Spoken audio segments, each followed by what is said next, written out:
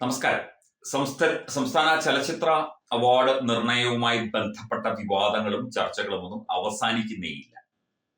ഈ കുട്ടികളുടെ ബാലതാരങ്ങൾക്ക് പുരസ്കാരം നൽകാത്തതിന് എതിർപ്പുണ്ടായി. ബാലതാരങ്ങളുടേത് അടക്കമുള്ള എതിർപ്പുകൾ ഉണ്ടായതും ഒക്കെ തന്നെ വീണ്ടും ചർച്ചയാവുകയാണ്. വേടന് മികച്ച ഗാനരചയിതാവിനുള്ള പുരസ്കാരം നൽകിയത് സംബന്ധിച്ചുള്ള ചർച്ചകളും തുടരുകയാണ്. ഇപ്പോൾ ഈ ബാലതാരങ്ങളുടെ വിഷയത്തിൽ പ്രതികരണം എടുക്കാൻ വേണ്ടി ഒരു മാധ്യമം, റിപ്പോർട്ടർ TV, പ്രശസ്ത എഴുത്തുകാരനും ചലച്ചിത്ര പ്രവർത്തകനുമായ സന്തോഷ് ഏച്ചിക്കാനത്തെ ഫോണിൽ ബന്ധപ്പെട്ടു. സുജയ പാർവതി എന്ന കോർഡിനേറ്റിംഗ് എഡിറ്ററാണ് വിളിച്ചത്. സുജയുടെ ആ ഒരു കുത്തിത്തിരിപ്പ്, അതായത് ഈ ബാലതാരങ്ങളുടെ വിഷയത്തിൽ പോലും ഉണ്ടാക്കുന്ന ഒരു കുത്തിത്തിരിപ്പ് വ്യക്തമാക്കിക്കൊണ്ടാണ് സന്തോഷ് ഏച്ചിക്കാനം ഒരു ഫേസ്ബുക്ക് പോസ്റ്റ് നൽകിയിരിക്കുന്നത്.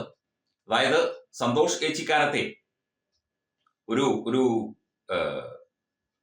സ്ത്രീ പീഡകനാക്കി അല്ലെങ്കിൽ ഒരു ബാലപീഡകനാക്കി മാറ്റാനുള്ള ശ്രമം വരെ ഉണ്ടായി എന്ന തരത്തിൽ വളരെ അതിശയോക്തി അതിനകത്ത് ഉണ്ട്. എന്നാൽ പോലും അദ്ദേഹം എഴുത്തുകാരനായതുകൊണ്ട് അതൊക്കെ വന്നേക്കാം.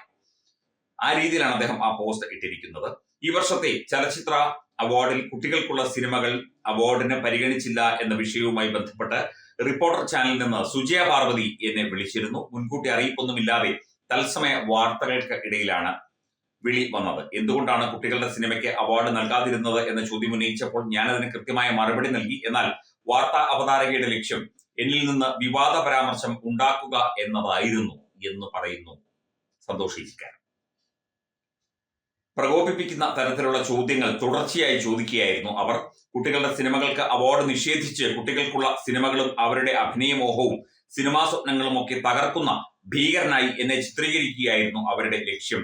പ്രതിപക്ഷ ബഹുമാനമില്ലാത്ത ഗോവിന്ദച്ചാമിയെ ലൈനിൽ കിട്ടിയ തരത്തിൽ വളരെ അപഹാസ്യമായ ഭാഷയിൽ കുട്ടികളുടെ സിനിമയുടെ കാര്യത്തിൽ ഞാൻ ഒറ്റയ്ക്ക് എടുത്ത തീരുമാനമാണ് ഇത് എന്ന വിധം ആക്ഷേപ സ്വരത്തിൽ തട്ടിക്കയറുകയായിരുന്നു അവർ. ഇങ്ങോട്ട് വിളിച്ച ശേഷം അപമാനിക്കുന്ന രീതിയാണ് ചാനലിന്റെ ഭാഗത്തുനിന്നുണ്ടായത്. നമ്മൾ എവിടെ നിൽക്കുന്നു എന്ന് പോലും ചിന്തിക്കാതെ ഇങ്ങോട്ട് വിളിക്കുകയും പ്രകോപിപ്പിക്കുകയും ചെയ്യുന്നത് എന്ത് തരം മാധ്യമ പ്രവർത്തനമാണ് എന്ന് സന്തോഷ് ചോദിക്കുന്നു. ജൂറി എന്നത് 7 അംഗ കമ്മിറ്റിയാണ്. അതിലെ ഭൂരിപക്ഷ അഭിപ്രായമാണ് അവാർഡ് പ്രഖ്യാപനത്തിൽ വരുന്നത്. ജൂറി അംഗമായിരുന്ന ഒരാളെ വിളിച്ച് നിങ്ങളുടെ നിലപാടുകൾ ശരിയല്ല എന്ന് പറയാം, പക്ഷേ വിധി പ്രസ്താവിക്കുന്നത് എങ്ങനെയാണ്? പിന്നെന്തിനാണ് ചെലവും തന്ന് സർക്കാർ വർഷം തോറും ജൂറി മെമ്പർമാരെ വെക്കുന്നത് എന്ന ചോദ്യവും സന്തോഷ് ഏച്ചിക്കാനം ഉന്നയിക്കുന്നു. ഇപ്പം ജൂറിയുടെ തീരുമാനങ്ങളോട് എല്ലാവർക്കും യോജിക്കാൻ സാധിക്കില്ല. പക്ഷേ അത് ചോദിക്കുന്നതിനും അതിന്റെ അഭിപ്രായം ആരായുന്നതിനും അവരുടെ ഭാഗത്തു നിന്നുള്ള വാക്കുകൾ കേൾക്കുന്നതിനും ഒക്കെ ഒരു മര്യാദ ഏതൊരു മാധ്യമ പ്രവർത്തകയും കാണിക്കേണ്ടതല്ലേ എന്ന സ്വാഭാവികമായ ഒരു കാര്യമാണ് അദ്ദേഹം പറയുന്നത്. ഈ വർഷം വന്ന കുട്ടികളുടെ സിനിമ 7 അംഗ ജൂറി വിലയിരുത്തിയപ്പോൾ അവ ഒന്നും തന്നെ കുട്ടികളുടെ മനസ്സിനെ അല്ലെങ്കിൽ കുട്ടികളുടെ ഭാവകത്വത്തെ പ്രതിഫലിപ്പിക്കുന്നവയായിരുന്നില്ല എന്ന് കണ്ടെത്തുകയുണ്ടായി. അതിന്റെ വിശദീകരണം അദ്ദേഹം പറയുന്നുണ്ട്. വിശദമായി തന്നെയുണ്ട്. വലിയ പോസ്റ്റാണ്, അതുകൊണ്ട് മുഴുവൻ വായിക്കാൻ സമയമില്ലാത്തത് കൊണ്ട് അവസാന വാക്കുകളിലേക്ക് പോകാം. പ്രിയപ്പെട്ട കുഞ്ഞുങ്ങളെ, നിങ്ങൾക്ക് നാളെ നല്ല സിനിമകൾ കിട്ടാനും കാണാനും വേണ്ടിയാണ് ജൂറി ഈ നിലപാട് എടുത്തിരിക്കുന്നത്. സത്യം മനസ്സിലാക്കാൻ സമയമെടുക്കും, കാത്തിരിക്കുക എന്ന് പറഞ്ഞുകൊണ്ടാണ് ഈ പോസ്റ്റ് അവസാനിപ്പിക്കുന്നത്. അതിനിടയിലൂടെ ഇതല്ലാതെ എന്താണ് ഞാൻ പറയേണ്ടത്? നിങ്ങളുടെ സംസ്കാര ശൂന്യമായ വാർത്താവേള കാണുന്ന കുട്ടികൾ നിങ്ങളിൽ നിന്ന് എന്താണ് പഠിക്കുക എന്ന് നിങ്ങൾ ആലോചിച്ചിട്ടുണ്ടോ? നുണയും നെറികേടും അഹങ്കാരവും സംസ്കാര ശൂന്യതയും മാത്രം. 35 കൊല്ലമായി അടിസ്ഥാന വർഗത്തിനു വേണ്ടി എഴുത്തിലൂടെ സംസാരിച്ചു കൊണ്ടിരിക്കുന്ന സന്തോഷ് ഏച്ചിക്കാനം ഏത് തരക്കാരനാണ് എന്ന് ചോറ് തിന്നുന്ന കേരളത്തിലെ വായനക്കാർക്കറിയാം. അത് തെളിയിക്കാൻ എനിക്ക് സുജയെ പോലുള്ള ഒരാളുടെ ക്ലീൻ ചിറ്റ് വേണ്ട. നിങ്ങളുടെ പരിപ്പ് സ്വന്തം കലത്തിലിട്ട് വേവിച്ചാൽ മതി. അതും ചുമന്നുകൊണ്ട് എന്റെ അടുപ്പിലേക്ക് വരാൻ നിൽക്കരുത്. കേരളത്തിലെ ചാനലുകളിലും പത്രങ്ങളിലുമായി പ്രവർത്തിക്കുന്ന ഉത്തരവാദിത്വ ബോധമുള്ള നിരവധി പത്രപ്രവർത്തക സുഹൃത്തുക്കളെ മാറ്റി നിർത്തി സുജയ പാർവതിയോട് ഞാനൊരു കാര്യം പറയാം. വാക്കുകൾക്ക് വെടിയുണ്ടയേക്കാൾ ശക്തിയുണ്ട്. അതുപയോഗിക്കാൻ അറിയാവുന്നവരെ അത് ഉപയോഗിക്കാവൂ, അല്ലെങ്കിൽ നിരപരാധികളുടെ നെഞ്ചത്ത് കൊള്ളും.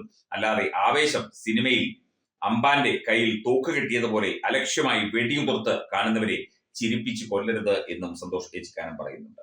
ഇപ്പോൾ ഇദ്ദേഹം ജൂറി അംഗമാണ്.